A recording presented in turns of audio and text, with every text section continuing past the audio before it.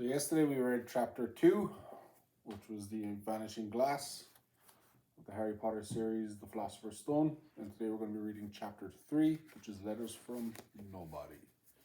You ready, champ? Yeah. No? Alright. The escape of the Brazilian boa constrictor earned Harry his longest ever punishment. By the time he was allowed out of his cupboard again, the summer holidays had started and Dudley already broken his new signed camera, crashed his remote control airplane, and first time on his racing bike, knocked down old Mrs. Figg as she crossed Privet Drive in her crutches. Harry was glad school was over, but there was no escaping Dudley's gang, who visited the house every single day. Piers, Dennis, Malcolm, and Gordon were all big and stupid. But as Dudley was the biggest and stupidest of the lot, he was the leader. And the rest of them were all quite happy to join in Dudley's favourite sport, Harry hunting. This was why Harry spent so much time as possible out of the house, wandering around and thinking about the end of the holidays, where he could see a tiny ray of hope. When September came, he would be going off to secondary school. He'd be doing that in a few years. Now, for the first time in his life, he wouldn't be with Dudley. And Dudley had a place at Uncle Vernon's old school, Smeltings, and Piers Pocus was going there too. Harry, on the other hand, was going to Stonewall High, the local comprehensive, and Dudley thought this was very funny. They stuffed people's heads down the toilet first day at Stonewall, he told Harry. Want to come upstairs and practice? No thanks, said Harry. The poor toilets never had anything as horrible as your head down it, and might be sick. Then he ran, before Dudley could work out what he had said. And one day in July, Aunt Petunia took Dudley to London to buy his Smeltings uniform, leaving Harry at Mrs. Figg's. And Mrs. Figg wasn't as bad as usual. It turned out she'd broken her leg tripping over one of her cats, and she didn't seem quite as fond of them as before. She let Harry watch television and gave him a bit of chocolate cake that tasted as though she'd had it for several years.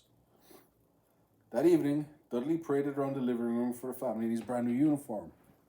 Smelting boys wore maroon tailcoats, orange knicker bottoms, and flat straw hats called boaters. And they also carried knobbly sticks, used for hitting each other while the teachers weren't looking. This was supposed to be good training for later in life. And as he looked at Dudley in his new knickerbockers, Uncle Vernon said gruffly that it was the proudest moment of his life. And Aunt Petunia burst into tears and said she couldn't believe it was her ickle Dudleykins. He looked so handsome and grown up, and Harry didn't trust himself to speak. He thought two of his ribs might have already cracked from trying not to laugh. There was a horrible smell in the kitchen the next morning when Harry went in for breakfast, and it seemed to be coming from a large metal tub in the sink, and he went to have a look. The tub was full of what looked like dirty rags swimming in grey water. What's this? He asked Aunt Petunia. Her lips tightened as they always did when he dared ask a question. Your new school uniform, she said. Harry looked in the bowl again. Oh, he said. I didn't realise it had to be so wet. Don't be stupid, snapped Aunt Petunia. I'm dyeing some of Dudley's old grey things for you. It looked just like everyone else when I had finished. Harry seriously doubted this, but he thought it best not to argue. He sat down at the table and tried not to think about how he was going to look at his first day at Stonewall High. Like he was wearing bits of old elephant skin, probably. Dudley and Uncle Vernon came in, both with wrinkled noses because of the smell of Harry's new uniform. And Uncle Vernon opened his newspaper as usual, and Dudley banged his smelting stick, which he'd carried everywhere on the table. They heard the click of the letterbox and a flop of letters on the doormat. Get the post, Dudley, said Uncle Vernon from behind his paper. Make Harry get it. Get the post, Harry. Make Dudley get it. Poke him with your smelting stick, Dudley. Harry dodged the smelting stick and went to get the post. The three things lay on the doormat. A postcard from Uncle Vernon's sister Marge, who was holidaying in the Isle of Wight, and a brown envelope that looked like a bill, and a letter for Harry. Harry picked it up and stared at it, his heart twanging like a giant elastic band. No one ever in his whole life had written to him. Who would? He had no friends, no other relatives, and he didn't belong to the library, so he'd never even got rude notes asking for books back. Yet here was a letter, addressed so plainly there could be no mistake. Mr. H. Potter, the cupboard under the stairs, 4 Privet Drive, Little Whinging, Surrey. The envelope was thick and heavy and made of yellowish parchment, and the address was written in emerald green ink, and there was no stamp.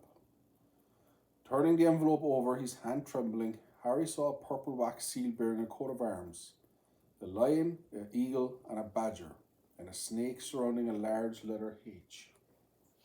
Who's it from? Hogwarts. You might be right. Hurry up, boy, shouted Uncle Vernon from the kitchen. What are you doing? Checking for letter bombs? He chuckled at his own joke. Harry went back to the kitchen, still staring at his letter. He handed Uncle Vernon the bill and the postcard and sat down slowly and began to open the yellow envelope. Stop it, your chin. Sorry. Okay. You're going to get a scalp. Uncle Vernon ripped open the bill, snorted in disgust, and flipped over the postcard. Marge is ill, he informed Aunt Petunia. Ate a funny whelk. Dad, said Dudley suddenly. Dad, Harry's got something. Harry was on the point of unfolding his letter, which was written in the same heavy parchment as the envelope, when it was jerked sharply out of his hand by Uncle Vernon. That's mine, said Harry, trying to snatch it back. Who'd be writing to you? Sneered Uncle Vernon, shaking the letter open with one hand and glancing at it. His face went from red to green faster than a set of traffic lights. And it didn't stop there. Within seconds, it was greyish white of old porridge. Petunia, he gasped. Dudley tried to grab the letter and read it, but Uncle Vernon held it high out of reach. And Aunt Petunia took a curious look and read the first line. And for a moment, it looked as though she might have fainted. She clutched her throat and made a choking noise. Vernon, oh my goodness, Vernon. They stared at each other, seeming to have forgotten that Harry and Dudley were still in the room. Dudley wasn't used to being ignored, and he gave his father a sharp tap on the head with the smelting stick. I want to read that letter, he said loudly. I want to read it, said Harry furiously, as it's mine. Get out, both of you, croaked Uncle Vernon, stuffing the letter back inside its envelope. Harry didn't move. I want my letter, he shouted. Let me see it, demanded Dudley.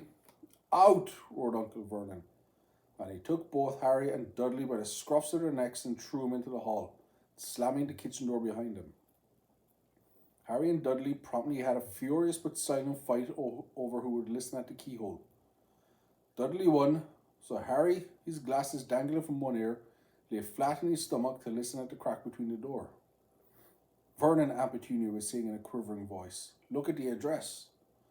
How could they possibly know where he sleeps? You don't think they're watching the house, are they? Might be through the house. Maybe. Watching, spying, might be following us, muttered Uncle Vernon mildly. But what should we do, Vernon? Should we write back? Tell them we don't want? Harry could see Uncle Vernon's shiny black shoes pacing up and down the kitchen.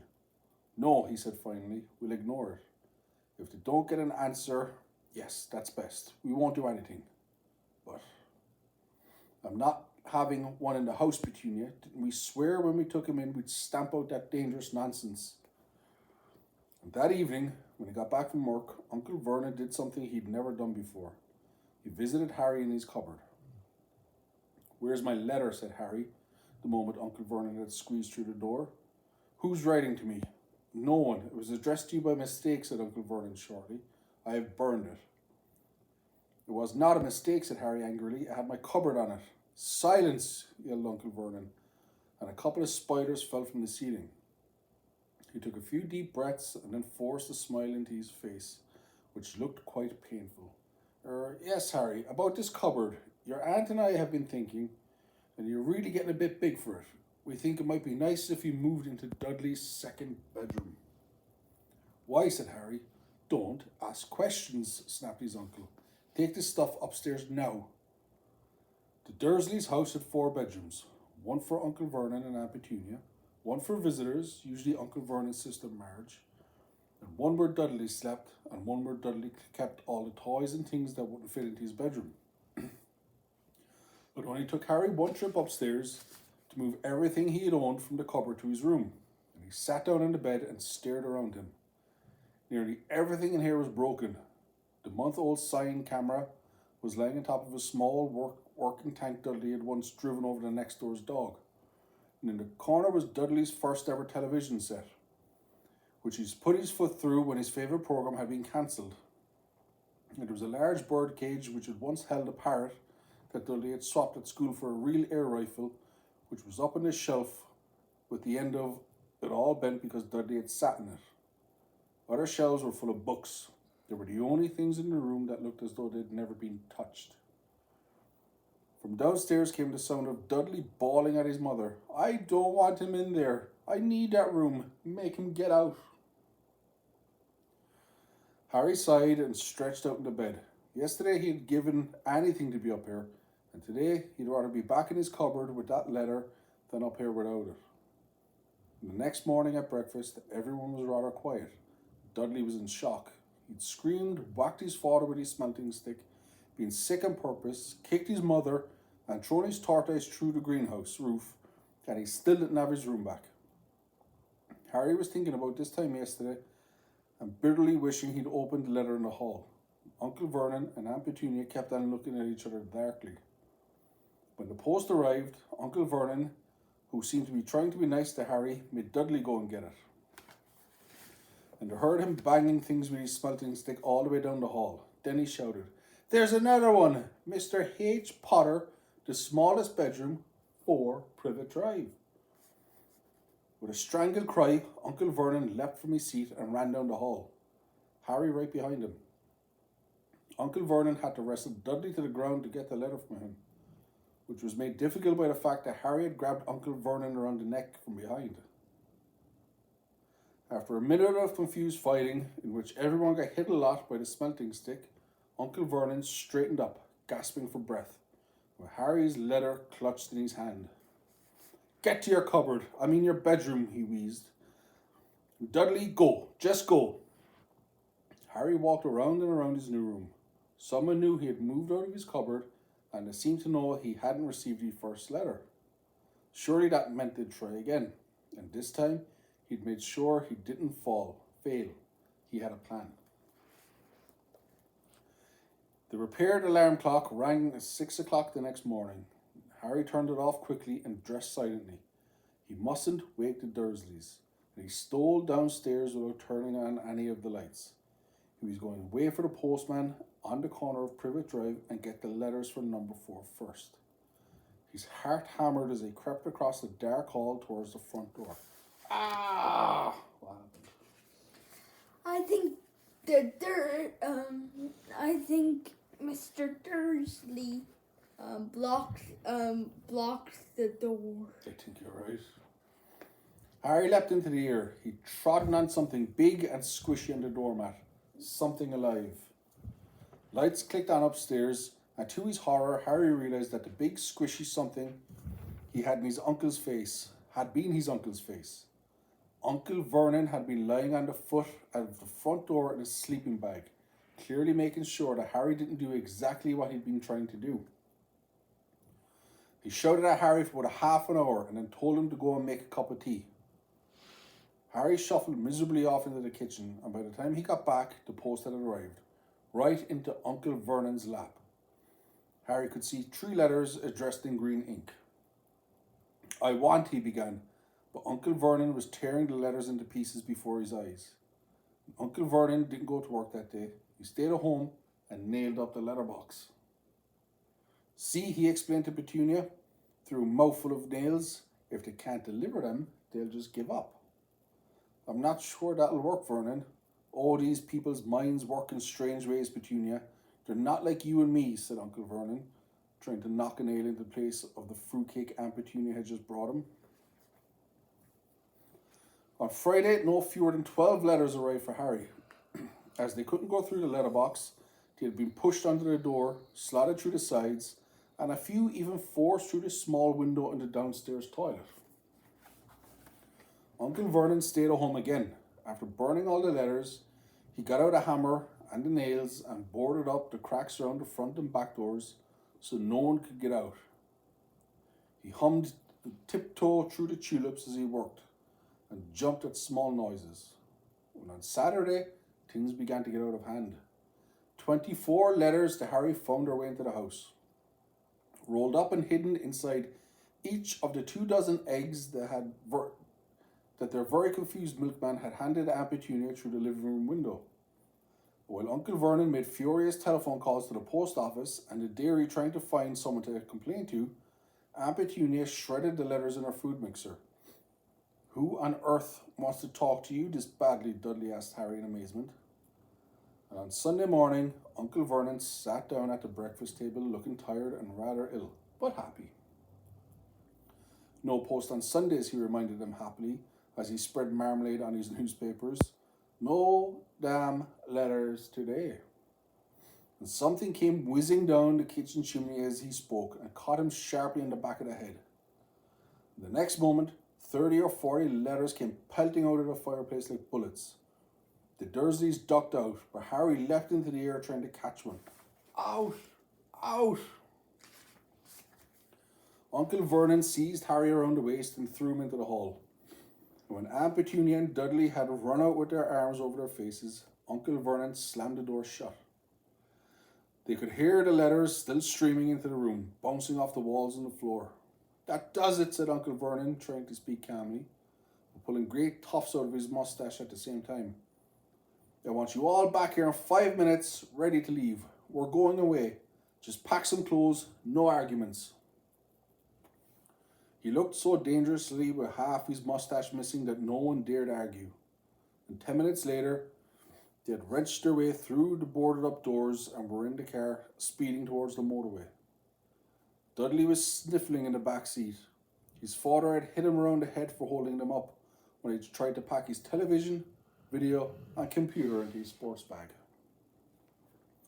They drove and they drove. Even Aunt Petunia didn't dare ask where they were going. Every now and then, Uncle Vernon would take a sharp turning and drive in the opposite direction for a while. Shake him off, he would mutter whenever he did this. They didn't stop to eat or drink all day. By nightfall, Dudley was howling. He'd never had such a bad day in his life. He was hungry, he'd missed 5 television programs he'd wanted to see, and he'd never gone so long without blowing up an alien on his computer. Uncle Vernon stopped at last outside a gloomy-looking hotel on the outskirts of a big city. Dudley and Harry shared a room with twin beds and damp, musty sheets. Dudley snored, but Harry stayed awake, sitting on the windowsill, staring down at the lights of the passing cars and wondering. They ate stale cornflakes and cold tinned tomatoes on toast for breakfast the next day. And they had just finished when the owner of the hotel came over to their table. "Excuse me, sir, but is one of you Mr. H. Potter? Only I got about 100 of these at the front desk." She held up a letter so they could read the green ink address. "Mr. H. Potter, room 17, Railview Hotel, Cokeworth." Harry made a grab for the letter, but Uncle Vernon knocked it out of his hand. The woman stared. "I'll take them," said Uncle Vernon, standing up quickly and following her to the dining room. "Wouldn't it be better to just go home, dear?" Aunt Petunia suggested timidly hours later. But Uncle Vernon didn't seem to hear her. Exactly what he was looking for, none of them knew. He drove them into the middle of a forest, got out, looked around, shook his head, got back in the car, and off they went again.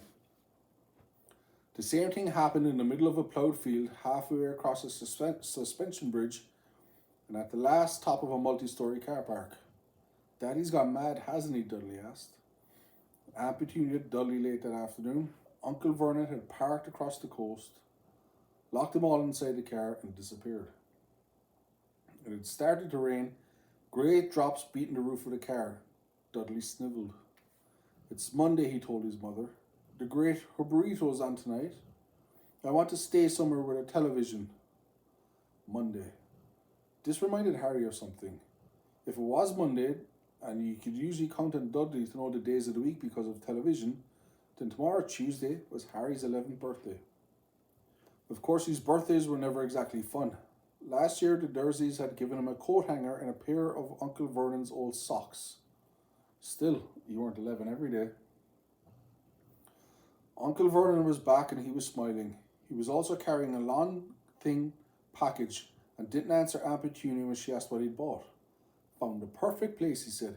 Come on, everyone out. It was very cold outside the car, and Uncle Vernon was pointing at what looked like a large rock way out to sea. Perched on top of the rock was the most miserable little shack you can imagine. And one thing was certain, there was no television in there. Storm forecast for tonight, said Uncle Vernon gleefully, clapping his hands together. And this gentleman's kindly agreed to lend us his boat. A toothless old man came ambling up to them, pointing with a rather wicked grin at an old rowing boat bobbing in the iron grey water below them. I've already got us some rations, said Uncle Vernon, so we'll all aboard.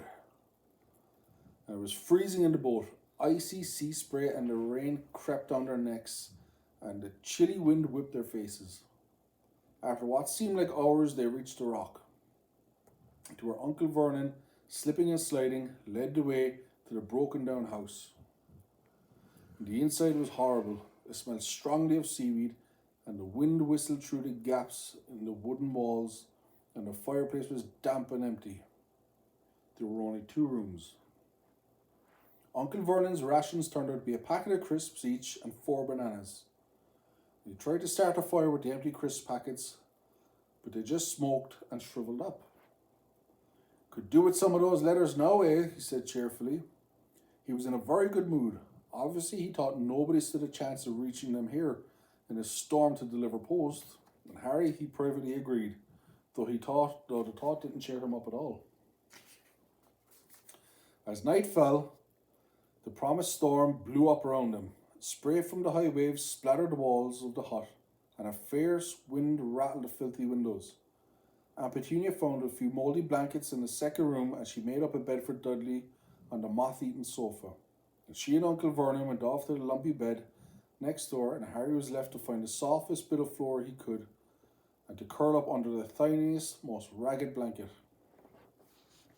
The storm raged more and more ferociously as the night went on, and Harry couldn't sleep. He shivered and turned over, trying to get comfortable, his stomach rumbling with hunger. Dudley's snores were drowned by the low rolls of thunder that started near midnight. The lighted dial of Dudley's watch that was dangling over the edge of the sofa on his fat wrist told Harry he'd be 11 in 10 minutes. He lay and watched his birthday tick nearer, wondering if the Dursleys would remember it all, wondering where the letter writer was now. 5 minutes to go. Harry heard something creak outside. He hoped the roof wasn't about to fall in, although he might be warmer if it did. 4 minutes to go. Maybe the house at Privet Drive would be so full of letters when they got back that he'd be able to steal one somehow. 3 minutes to go. Was that the sea slapping hard onto the rock like that? And 2 minutes to go. What was the funny crunching noise? Was the rock crumbling into the sea? 1 minute to go and he'd be 11. 30 seconds. 20. 10. 9. Maybe he'd wake Dudley up just to annoy him. 3. 2. 1. Boom. The whole shack shivered, and Harry sat bolt right up, staring at the door. Someone was outside, knocking to come in.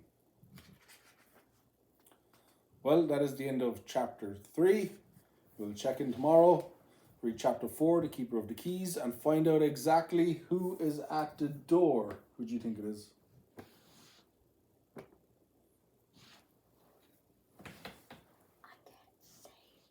You can't say? Someone's keeping it a secret. Check in with us tomorrow and we shall find out for chapter 4.